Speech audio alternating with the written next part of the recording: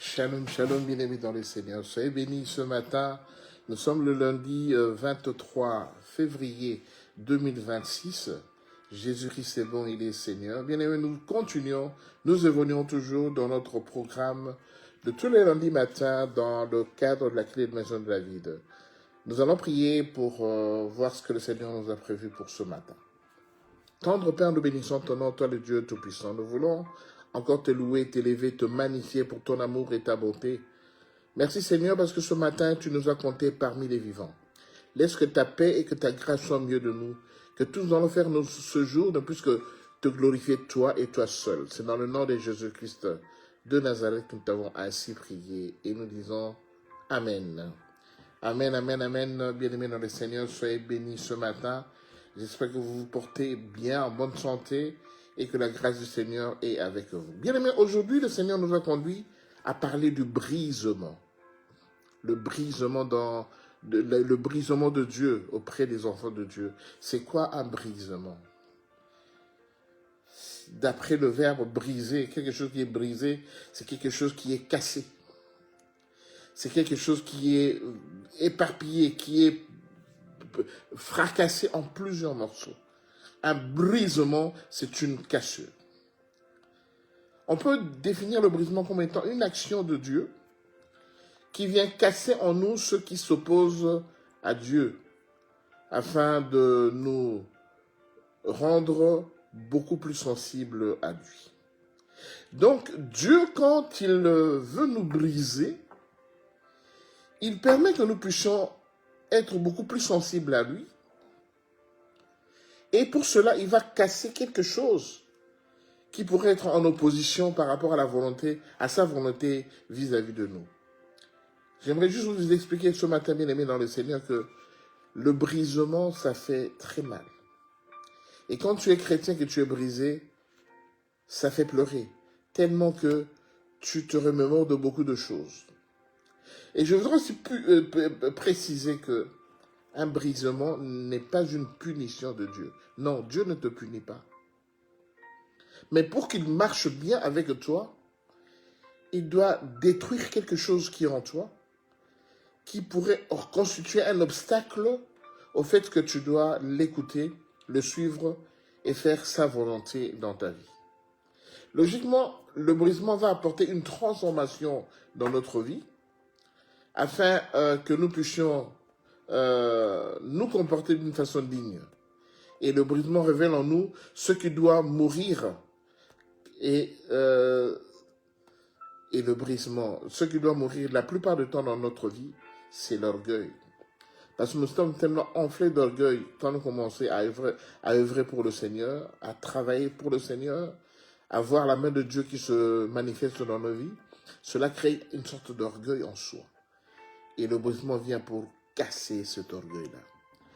Le brisement aussi aide à dépendre totalement de Dieu. Parce que tu sais que je ne suis rien. Si je suis arrivé aujourd'hui à ce niveau, si j'ai ceci, cela, c'est parce que c'est Dieu qui me l'a donné. C'est pas par mes propres efforts, mais c'est parce que Dieu l'a voulu. Et le brisement aide aussi à porter du fruit. Porter du fruit, surtout, comme la Bible le dit, porter du fruit digne de la repentance.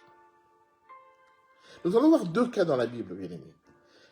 Le premier cas, c'est le cas de Jephthé. Jephthé, c'est le livre de Jephthé, c'est dans le passage de Juges, chapitre 11, du premier verset jusqu'au verset 11. On ne va pas lire, on va pas lire.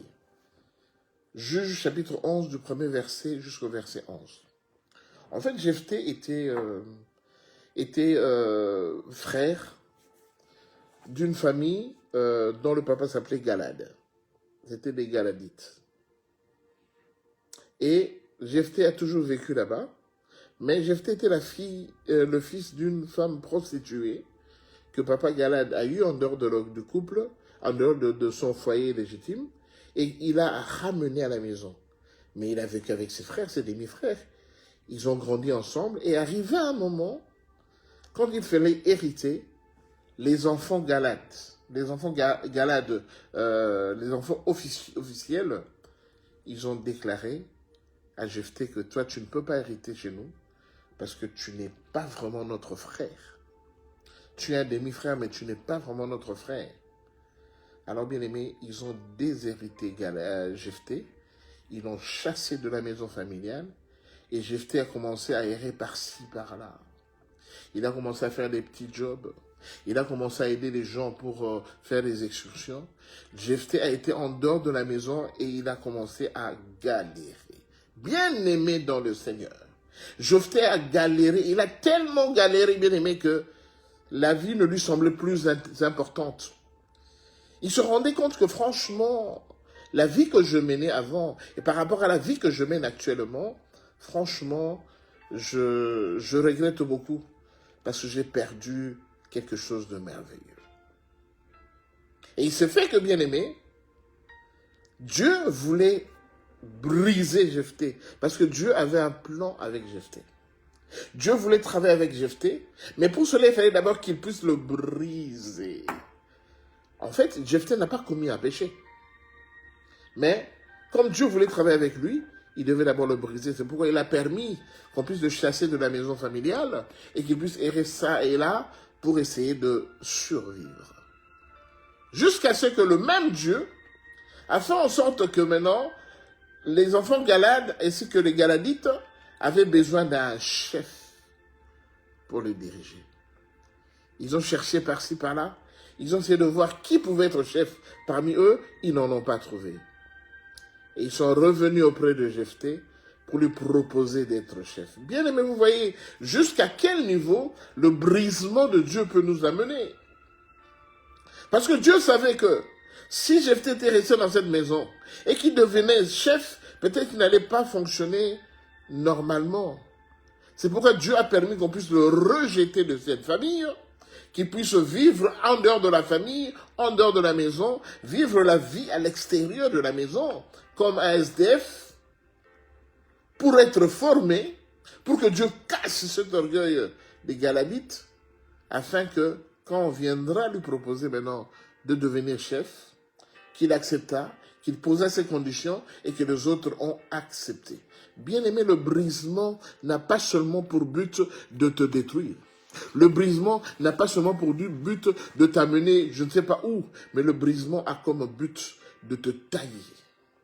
Une fois que tu es taillé, tu deviens humble. Bien aimé, il y a beaucoup de gens qui sont dans l'orgueil, comme j'ai dit tout à l'heure. Mais le brisement va t'humilier d'abord. T'humilier devant les gens. Tu seras humilié. Et le but du brisement, une fois que tu seras humilié, tu seras humble pour écouter Dieu, pour suivre les conseils de Dieu, et c'est à ce moment-là que le Seigneur fera dans ta vie. Bien aimé, le brisement est très important dans la vie d'un chrétien. Nous avons également pris l'exemple de notre frère Moïse. Moïse qui a été élevé par la fille de Pharaon, Moïse qui était donc comme il était dans l'empire égyptien, il était comme le petit-fils du Pharaon. Moïse a vécu dans l'opulence pendant 40 ans. Il a vécu bien. Il avait tous les services à sa disposition. Moïse pouvait faire tout ce qu'il voulait. Et la Bible nous dit qu'il a vécu selon la sagesse égyptienne. Donc Moïse a été formé comme digne fils, digne dignitaire de l'Égypte. Il bénéficiait de tout. Il ne lui manquait rien. Il vivait dans l'opulence, dans la richesse. Il ne lui manquait rien. Mais un beau jour, vous allez lire ça dans le livre de Genèse, chapitre 2. Chapitre 2, et ça va prendre en fait tout le chapitre. Alors, un beau jour, Moïse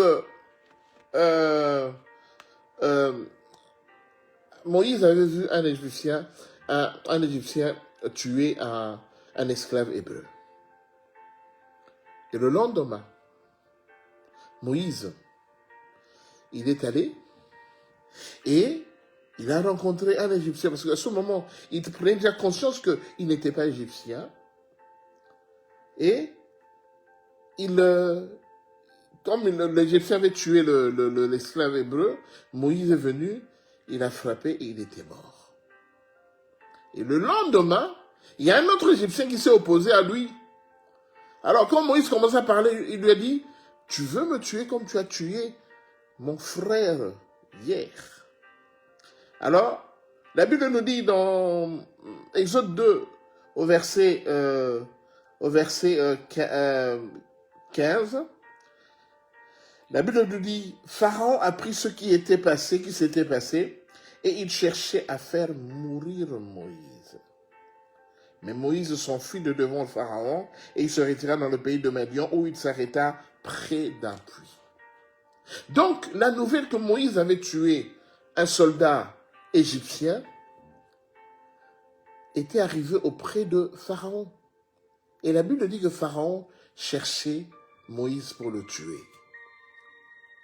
C'est à cause de cela que Moïse a dû s'enfuir de l'Égypte. Et il est parti dans le pays de Madian, et il s'est arrêté devant un puits. Et plus tard, Moïse est devenu berger. Il a commencé à paître le troupeau de son futur beau-père, le nom m'échappe. Il a commencé à paître le troupeau de son beau-père. J'aimerais seulement que vous puissiez comprendre, voir la différence qu'il y avait entre le Moïse qui était prince en Égypte et le Moïse actuel qui paissait le troupeau de son beau-père Jéthro. Donc, de la haute hiérarchie, Moïse est descendu très bas pour être un simple éleveur, un simple berger qui devait aller conduire le troupeau tous les jours, aller s'abreuver, aller manger, brouter l'herbe, et le soir, il devait le ramener auprès de son beau-père Jéthro. Mais j'aimerais vous dire, bien aimé, que pendant ce moment, Dieu était en train de briser Moïse. Il était en train de briser Moïse parce qu'il avait envie de travailler avec Moïse. Moïse qui a quitté la haute hiérarchie en étant prince, Dieu l'a cassé complètement pour le faire pour le rendre à l'état d'un vassal.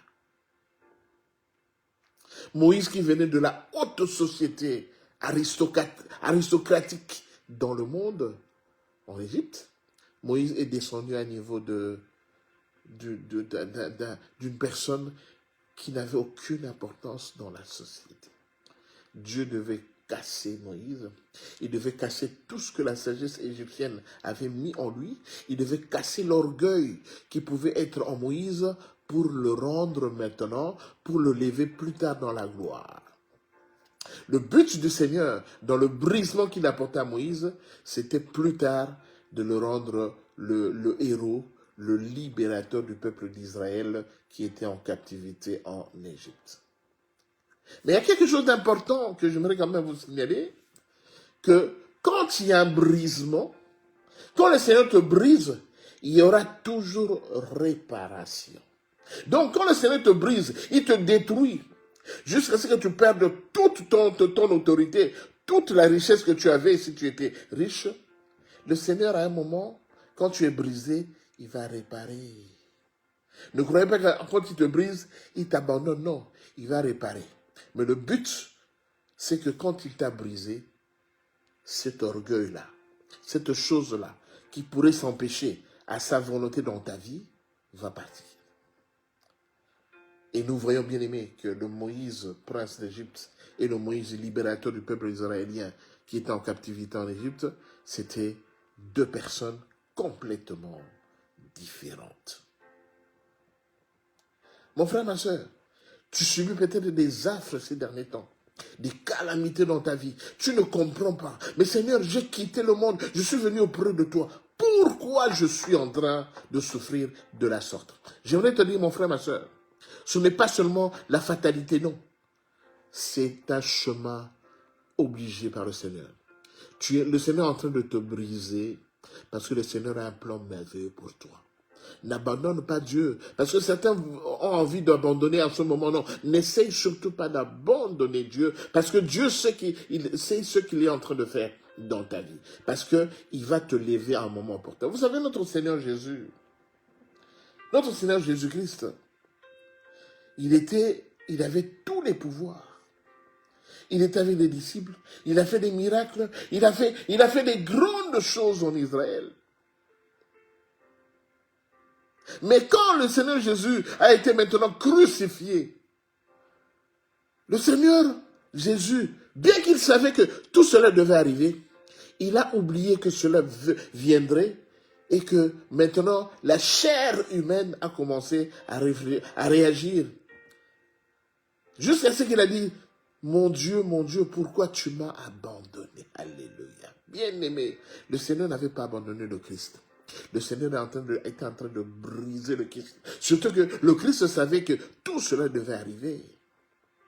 Il devait être le briser pour que plus tard, 3 jours après sa mort, qu'il puisse ressusciter du tombeau et qu'il soit maintenant dans une très grande autorité. Parce que le Jésus qui était Jésus, Emmanuel, Dieu parmi les hommes, qui est avec les disciples, qui les a formés, ce Jésus-là est très, très différent du Jésus actuel qui se tient à la droite du Dieu le Père, qui est là pour intercéder pour nous. C'est Jésus que quand nous l'invoquons, il y a des grandes choses qui se passent. Quand nous le prions, il y a des merveilles qui se passent. C'est Jésus-là qui est rempli de gloire.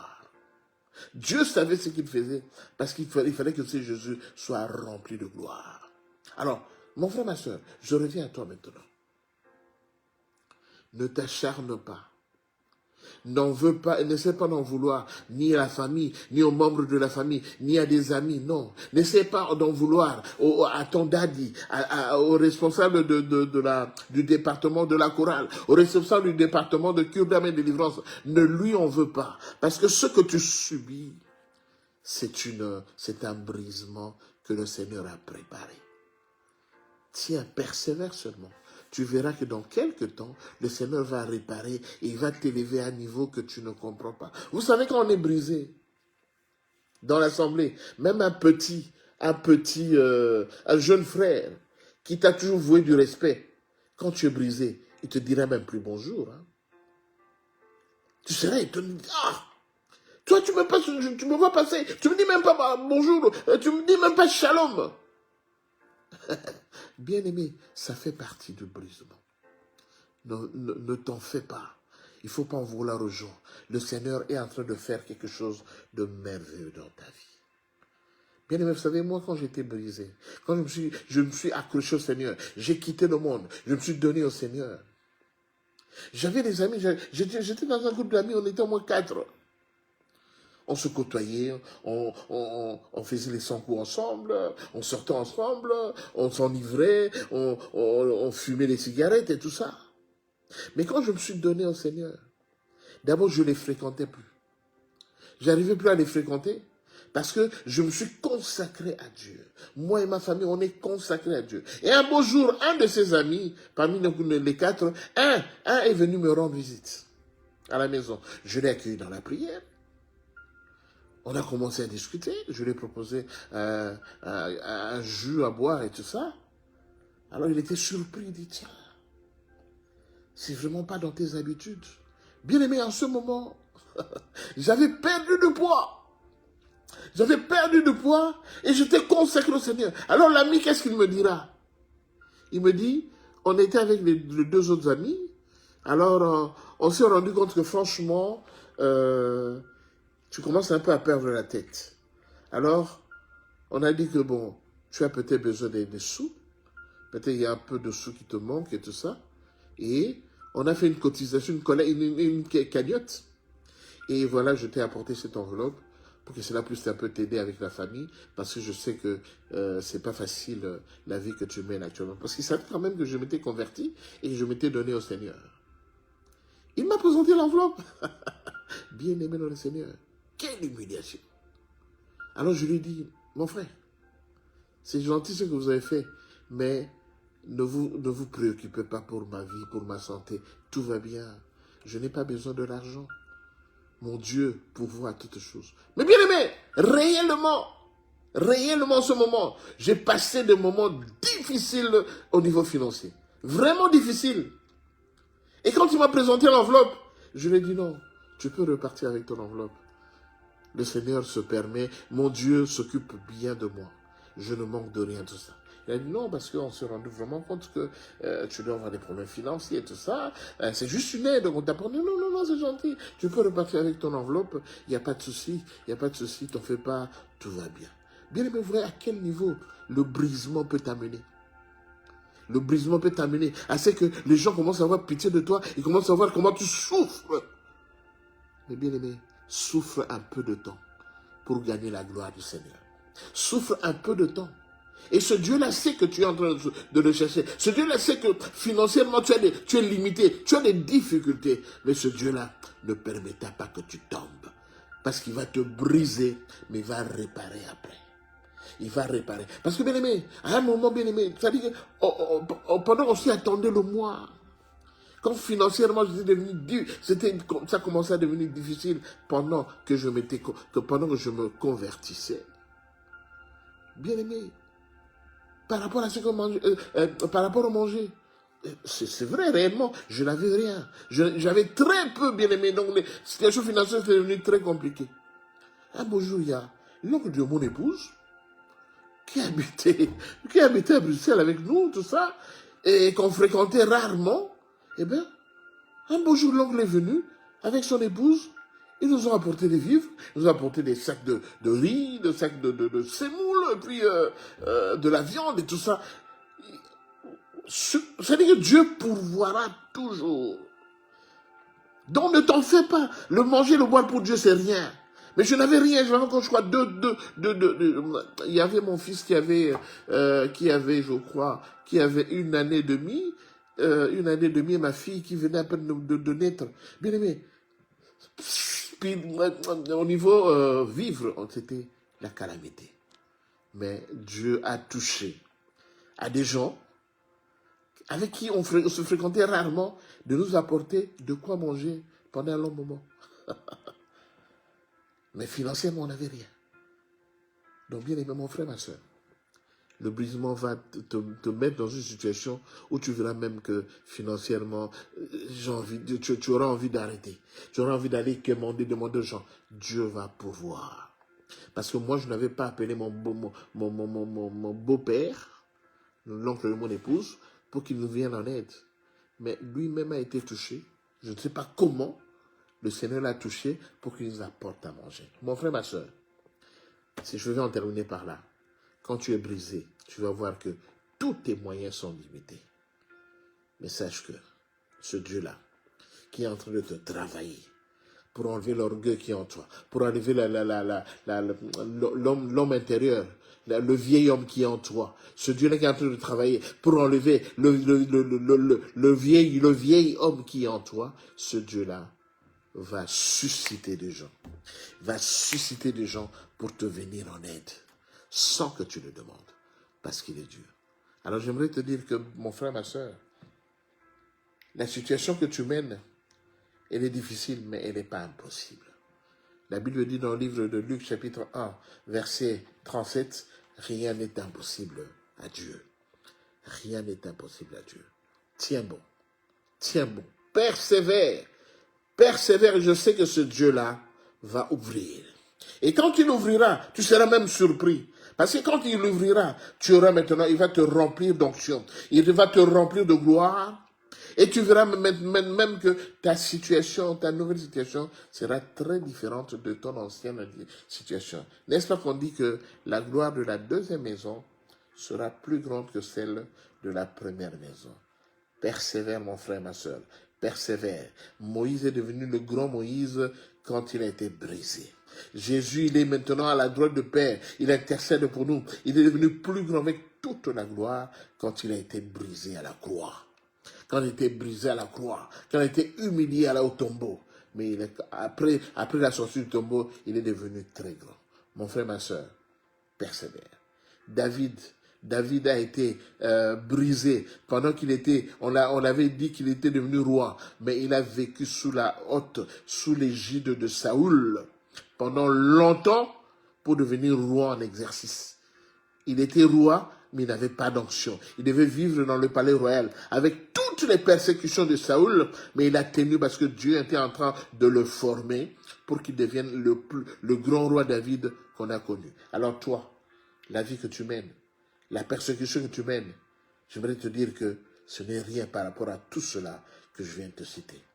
Garde bien, persévère, n'abandonne pas, parce que le brisement, c'est un chemin obligé. Un chrétien qui n'a pas été brisé, ce chrétien ne sera pas transformé. Pour être transformé, tu dois être brisé, parce que c'est Dieu qui le permet, c'est Dieu qui le fait pour que tu sois vraiment quelqu'un qui a été établi par Dieu, quelqu'un avec qui Dieu va travailler, et tu verras que ce Dieu-là, il va encore te remplir, il va encore te remplir de beaucoup de choses qui vont t'aider dans l'exercice de tes fonctions quand tu vas travailler pour le Seigneur.